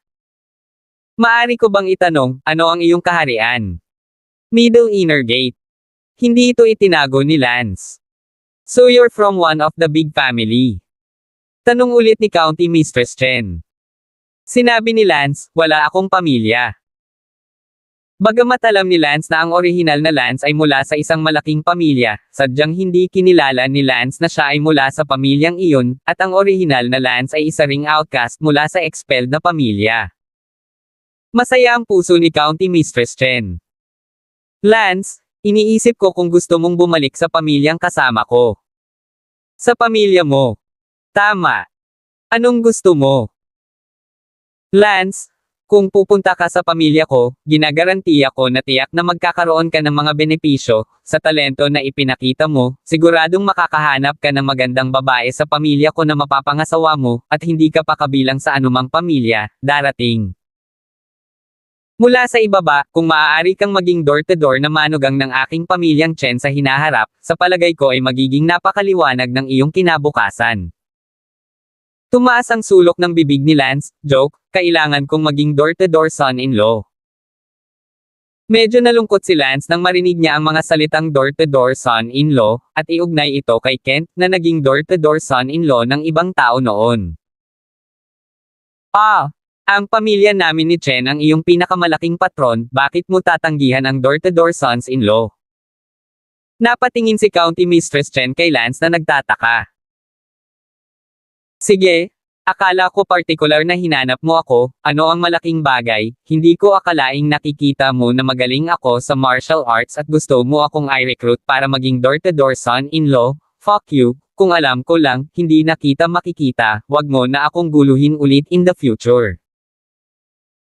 Lumabas ng opisina si Lance, may dalawa ng kasintahan si Lance, paano siya napunta sa door-to-door son-in-law ng isang tao para umakyat sa kapangyarihan ng tinatawag na malaking pamilya, anong kahihiyan? Ngumiti ang county mistress na si Chen. Lance, pumunta ako dito ngayon para makipagkita sa iyo ng personal, hindi para mag-propose sa iyo. Ngayong nakita, magaling ka na, susunod ako sa pamilya ko, kung the family will recruit you or not, it's not for me to decide. Much ado about nothing, babalik muna ako. Umalis si County Chen sa White Cloud High School na may ngiti sa kanyang mukha, at habang nasa bus, tumawag siya sa telepono. Hoy, Elder! Nakahanap ako ng talento mula sa ibaba, ang pangalan niya ay Lance, 18 taong gulang pa lang siya at nakarating na sa gitnang yugto ng Inner Gate. Ano? Umabot sa gitna ng Inner Gate sa edad na 18 taong gulang. Ang boses sa telepono ay nawalan ng lakas, ito ay kabilang sa isang napakahusay na kategorya ng henyo. Oo, ngayon ko lang siya nakilala. Rod Chen? Nagawa mo ng mabuti, ang ganitong uri ng henyo ay nag-uulat sa pamilya sa sandaling ito ay natuklasan, ito ay nagkakahalaga ng pagsasama-sama. Pero, mukhang walang pakialam si Lance. Nako, hindi niya kasi naiintindihan ang pamilya namin ni Chen. I'll send someone to test if totoo ang sinasabi mo, tutal hindi ka naman martial arts practitioner, normal lang na umiwas ng tingin. Sa wakas natapos na ang huling pagsusulit ng paaralan, at naaprubahan ang mga marka kinabukasan. Napakahina ng mga resulta ni Lance, na may pinakamataas na marka na 32, na lahat ay nabulag ng maraming pagpipiliang tanong. Siyempre, bagamat hindi nag-concentrate sina Bella at Sally sa pag-aaral sa pagtatapos ng term, mahusay pa rin sila sa mga pagsusulit, pareho silang nakapasok sa top 20 sa buong taon, at pareho silang nagkaroon ng perpektong mga marka sa 2 paksa. Matapos makuha ang mga report card, hayagang naglakad si Lance sa paligid ng campus na may isa sa kanyang kaliwang kamay at isa sa kanyang kanan, si Lance ay hindi natatakot sa mga taong tumuturo sa kanyang likuran. Master! Tumakbo si Andrew dala ang kanyang report card. Andrew, kamusta ang test? Napayuko si Andrew sa kahihiyan, isa lamang siyang campus genius expert at napakahirap sa pag-aaral. Matagal nang hindi sinubukan ni Lance ang lakas ni Andrew. Nagtanong si Lance, paano mo sinasanay ang tungming sword technique na itinuro ko sa iyo noon? Magsanay ka para ipakita sa akin. Oo, guro. Si Andrew ay puno ng kumpiyansa at nag-practice ng tungming sword technique sa harap ni Lance. Gayunpaman, pagkatapos itong makita ni Lance, siya ay nadismaya sa loob. Master, kumusta? Andrew, ipagpatuloy ang mabuting gawain, aakayin ka ni Master sa pintuan, ang paglilinang ay nakasalalay sa individual. Okay, magsisipag ako. Tumango si Lance at sinabing, kung gayon, happy winter break. Pati rin Master. Pagkatapos, inakay ni Lance ang kanyang 2 kasintahan sa kanyang sasakyan at si Lance ay umalis. Tanong ni Bella, Lance, mukhang hindi ka natutuwa kay Andrew tinatawag kanyang Master, hindi mo man lang siya ginabayan. Sinabi ni Lance, limitado ang kinabukasan ni Andrew. Bakit mo sinasabi iyan? Tanong ni Sally. Hindi ganoon kalalim ang set ng tungming sword technique na itinuro ko sa kanya, pero ang tagal niya bago makarating dito, sayang, medyo disappointed ako sa kanya. Gusto ko sanang turuan siya ng ilang martial arts tips, ngunit nakikita kung gaano kahirap ang kanyang pangunawa, wala akong balak na gawin iyon. Bagamat tinatawag niya akong master, kinukuha ko lang siya bilang isang rehistradong disipulo, kaya't samahan na natin siya mula ngayon. Sabi ni Lance. Kadalasan, kung ang talento ng isang notated disciple ay hindi nakakatugon sa inaasahan ng kanyang master, unti-unti, ang kanyang master ay titigil sa pagbibigay pansin sa kanya, at ganoon ang pakikitungo sa mga notated na disipulo.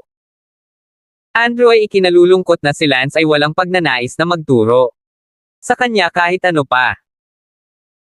Sa sandaling ito, sa paliparan ng lungsod ng London, 2 lalaki ang lumabas ng paliparan, ang isa sa kanila ay nasa edad 30s, na may lakas ng gitnang yugto ng Inner Gate, at ang isa ay isang matandang lalaki, na may nagbabantang lakas. Sinabi ng matandang iyon, Leon, ang layunin ng aming pagbisita ay upang makita kung ang Lance na iyon, ay isang tunay na henyo. Kapag nakita namin si Lance mamaya, lihim ko siyang inoobserbahan, kaya huwag mag-atubiling magpeke ng dahilan. Para ay bully siya. Sinasabing si Lance ay nasa gitnang yugto din ng inner sect, tingnan natin kung ilang galaw ang maaaring gawin ni Lance sa iyong mga kamay. Okay, pero paano kung matalo si Lance sa loob ng ilang galaw sa kamay ko? Sabi ng matandang iyon, kahit na matalo siya, henyo pa rin siya, kung tutuusin, para maabot ang inner gate level bago ang edad na 20, karapat-dapat siya sa matinding pagsisikap ng pamilya naming Chen na ay recruit siya. Kung ito ay isang anak ng isang malaking pamilya, ang ganitong uri ng talento ay tiyak na magiging isang prioridad para sa pamilya upang linangin. Sinabi ng 30 taong gulang na lalaki, hindi ko alam kung sino ang mas makapangyarihan, itong si Lance o ang pangunahing tagapagsaka ng aming pamilya Chen, si Chen Wo. Nako, si Flame Chen ay isang henyo na tinututukan ng aming pamilyang Chen sa paglilinang, siya ay 19 na taong gulang pa lamang at nakarating na sa huling bahagi ng inner gate, si Lance ay itinuturing din na maaaring maging kapantay ng mga taong tinututukan ng aming pamilya. Sa paglilinang, kaya sineseryoso ng aming pamilya ang usaping ito tungkol kay Lance. Siyempre, ang karakter ni Lance ay dapat ding pagtuunan ng pansin. 350. Ang dalawang lalaking ipinadala ng pamilya Chen ay pumunta sa bahay ni Kent, at hindi mahirap makuha ang address kung saan nakatira si Lance. Sinabi ng matandang iyon, Leon, pumasok ka at ay bully si Lance, magmamasid ako mula sa dilim. Oo. Pagkatapos sabihin iyon, ang tinatawag na Leon ay lumipad sa bahay ni Kent. Lance, lumabas ka, anak ng puta, lumabas ka. Sigaw ni Leon. Si Lance ay nagtuturo kay Sally na magsanay ng martial arts sa damuhan sa likod ng bilya, at si Bella ay nagsasanay ng magkasama, kahit na ang kanyang mga ugat at buto ay mahirap, maaari pa rin siyang magsanay ng martial arts kahit na ang kanyang mga ugat at buto ay mahirap, hindi lang siya gaanong nakamit. Sa sandaling ito, may sumigaw sa labas. Lance, sino ang sumisigaw sa iyo anak ng isang asong babae? Si Sally ay abala sa paghinto. Tumalon si Lance at lumipad papunta sa bubong ng bilya, nakatayo sa bubong at nakita ang isang lalaki na nasa edad 30 sa harap ng bilya. Lance, anak ng asong babae. Nakita ng lalaki si Lance at muling nagmura. Sinabi ni Lance, itong kapatid na lalaki, wala kang kalaban-laban para sa akin, umalis na tayo. Natigilan ang tinatawag na Leon, ngunit sa halip na magalit, sinabi ni Lance na hindi niya siya kalaban at hinayaan siya. Lance, bubugbugin kita ngayon, bumaba ka. Ikinawit ni Leon ang kanyang daliri kay Lance. Ngumuso si Lance, sabi ko, hindi kita kalaban, at kung sino man ang nagtatago sa labas, huwag kang magtago, nahanap na kita. Sa sandaling ito, ang matandang lalaki na nakatago sa labas ng bilya ay mukhang natigilan, medyo hindi kapani-paniwala, siya man lang ay isang Hautian level na elder ng pamilya, talagang natuklasan siya ni Lance, oh my god, itong si Lance ay masyadong hindi makajos. Tumawa ang matandang iyon at lumipad papasok, tumatawa, Lance, nalaman mo talaga ang tungkol sa asawa ko. Umalis si Lance sa kanyang bibig at sinabing, napakasama ng pagtatago, at natututo ka pa ring magtago sa iba. Bagamat ang kaharian ni Lance ay nasa antas lamang ng inner gate, ang mga kasanayan sa pagtatago ng matandang iyon ay malinaw na napakababa sa mga mata ni Lance. Tumawa ang matandang iyon, nakakabaliw ang tono mo, pero gusto ko. Sinabi ni Lance, dapat ay sinadya ninyong dalawa na hanapin ako, kung hindi ako nagkakamali, dapat ay galing kayo sa ilang pamilyang Chen, para ma-verify kung karapat-dapat ba ako sa panghihingi ng pamilya mo, tama ba? Ang matanda at ang tinatawag na Leon ay parehong nagulat, si Lance ay napakahusay, nahulaan niya ang lahat ng sabay-sabay. Lance, paano mo nalaman?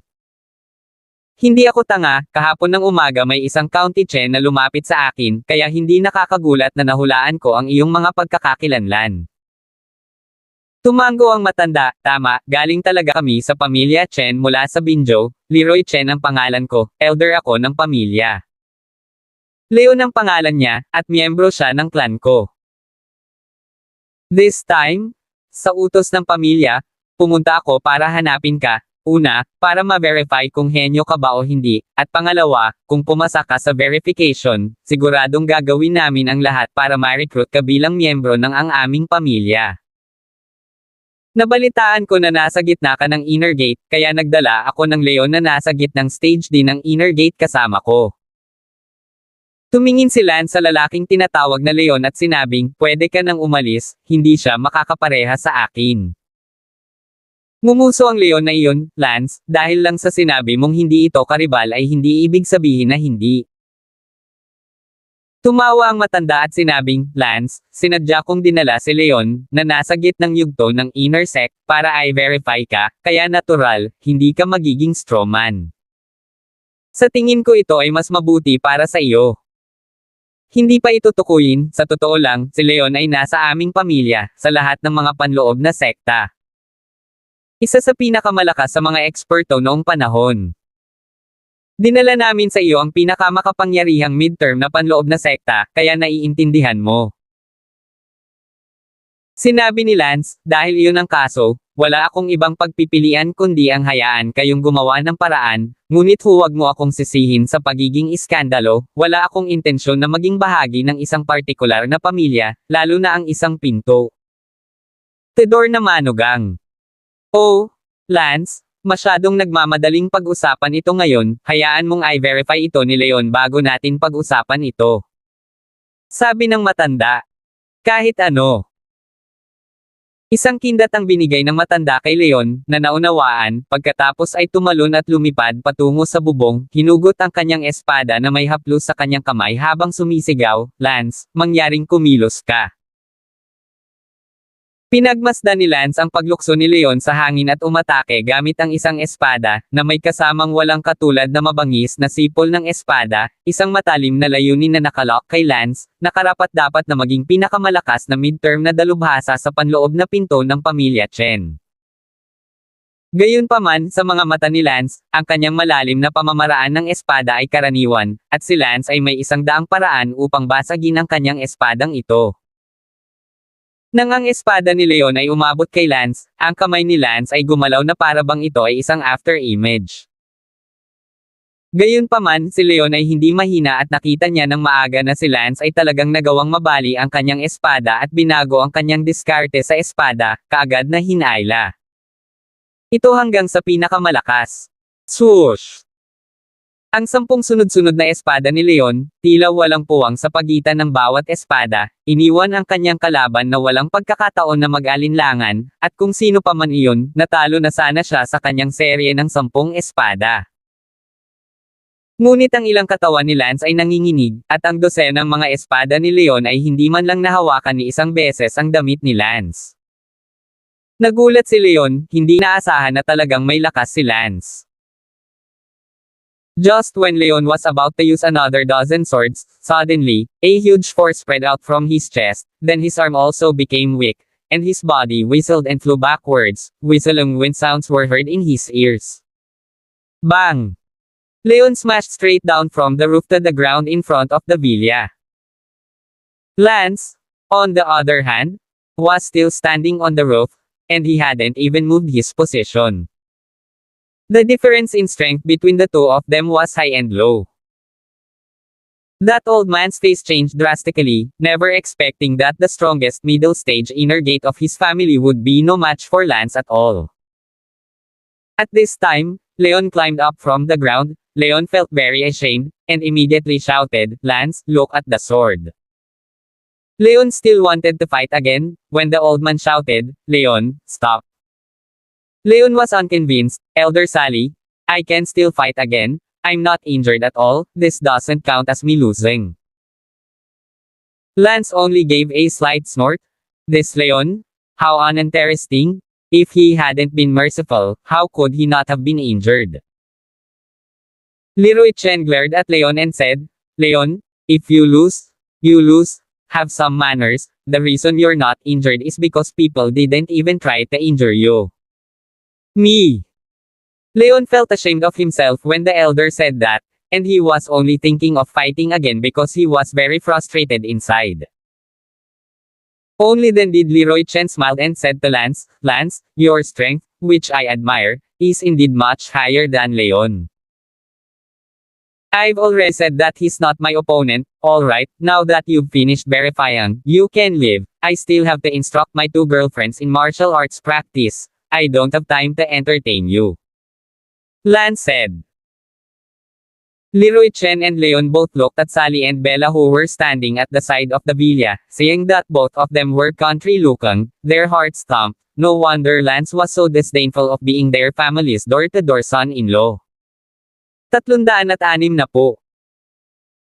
Leroy Chen smiled and said, Lance, I will report your situation to the family, don't worry, our Chen family will definitely show sincerity worthy of you, and I hope you will think twice. No need, I just want to be a beautiful man in peace and quiet. Oh, then we'll take our leave first. Only then did Leroy Chen and Leon leave, feeling like they hadn't come to verify Lance, but to be hit in the face by him. At first, Leroy Chen was hidden outside the villa and was discovered by Lance, making Leroy Chen lose face, and then Leon was defeated straight away in seconds. Gayunpaman, sila ay nasa sabik, at habang ginagawa nila ito, mas ipinapahiwatig nito na si Lance ay isang henyo at malakas na tao.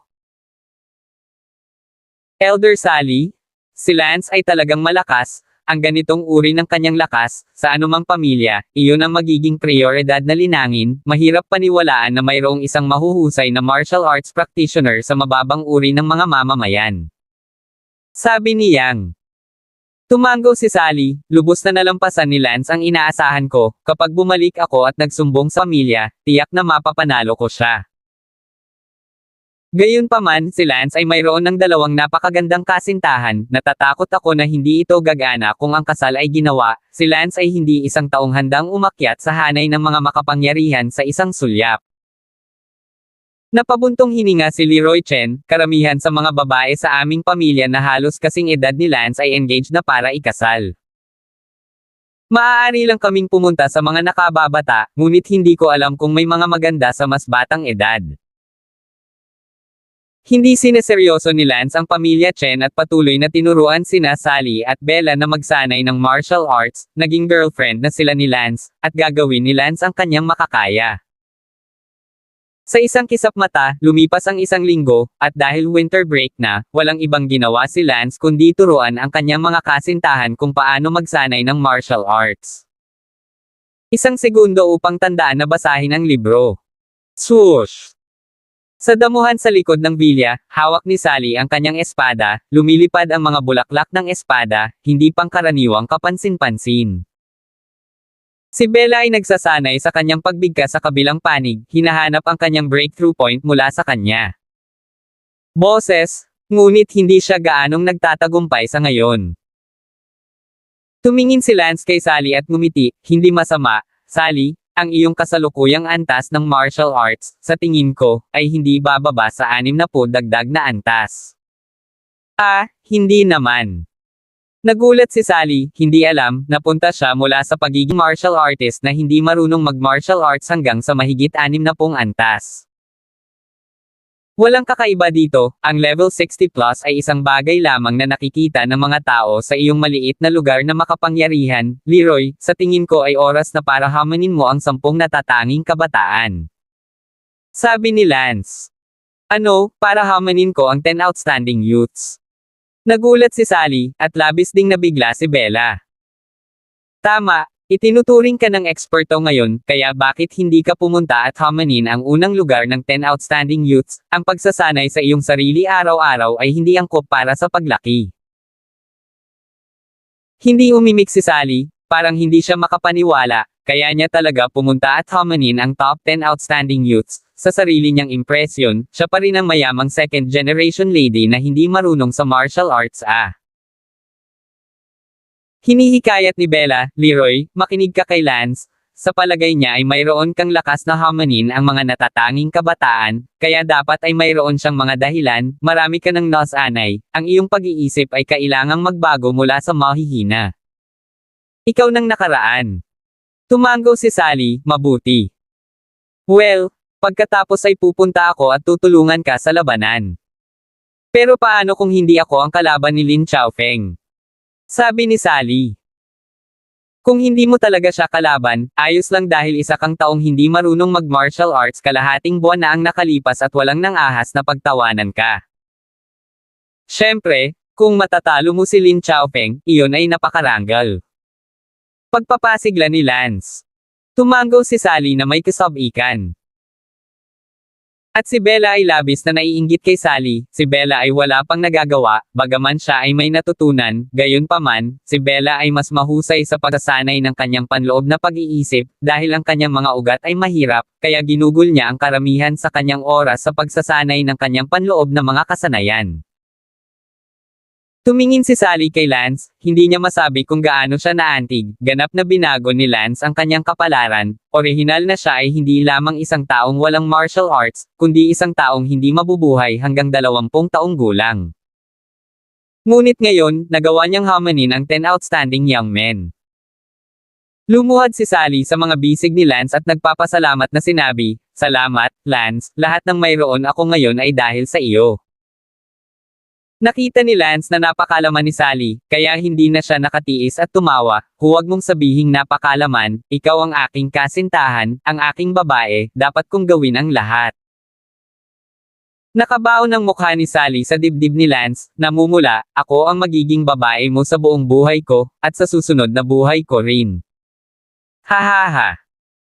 Tumawa si Lance, tumingin kay Bella na nakatayo sa gilid, at abalang sinabi, "Bella, halika rito." Niyakap din ni Lance si Bella sa kanyang mga bisig, hindi siya makapal, kailangan niyang magmahal ng magkasama.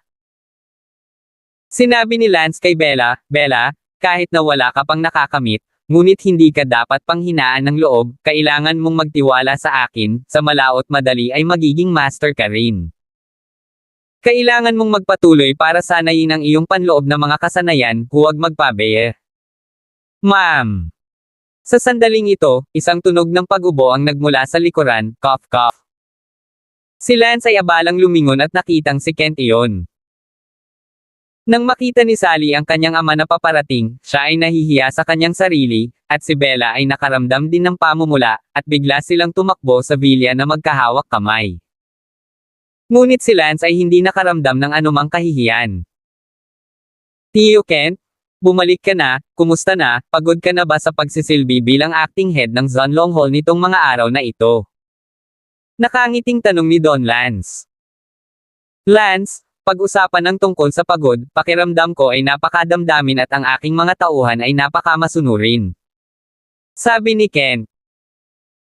Ngumiti si Lance, "Tio Kent, huwag magatubiling gawin ang iyong trabaho, hindi banggitin ang London City, kahit ang Qingyang Gate ng Dongyang County. Ang gatekeeper na iyon ay ang aking nakababatang kapatid, kahit na ang county master ng Dongyang County, ay magalang din sa akin, kaya ang buong Dongyang County, kinain na ito ng itim at puti, hindi mo kailangang pasayahin ang sinuman, magagawa mo ang anumang gusto mo."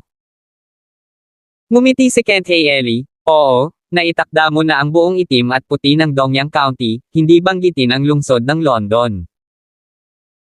Ngayon ay masaya akong nabubuhay araw-araw, si Sally bilang iyong kasintahan, hindi ko kailangang mag-alala about her anymore. This day, it's so nourishing, minsan natatakot akong magising at malaman na nananaginip ako." Hahaha. Tumawa si Lance at sinabing, "Tito Kent, may sasabihin ako sa iyo, maglalagay ako ng challenge letter para kay Sally para hamanin si Lin Chaofeng, ang una sa 10 natatanging binata ni London." "Ano?" Hinahamon si Lin Chaofeng. Hindi makapaniwalang tumingin si Kent kay Lance. "Oo, Tito Kent.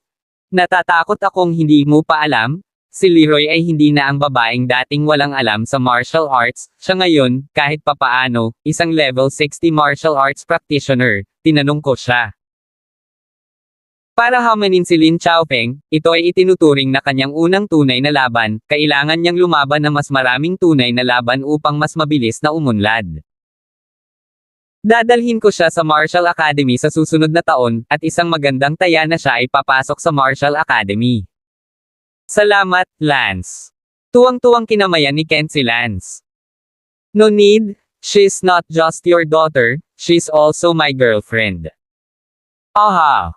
Tuwang-tuwa si Kent Brown na malapit na siyang umiyak. Forget what they doing, keep on doing.